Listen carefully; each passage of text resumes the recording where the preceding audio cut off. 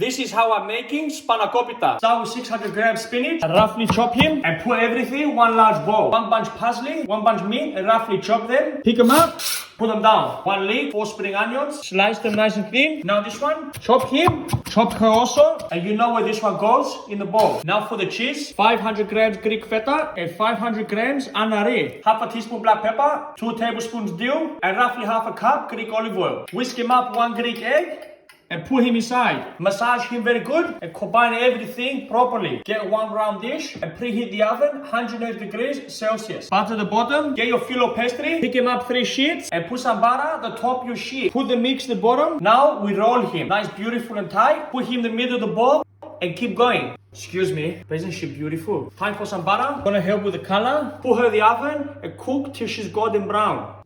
Roughly 1 hour, she's done.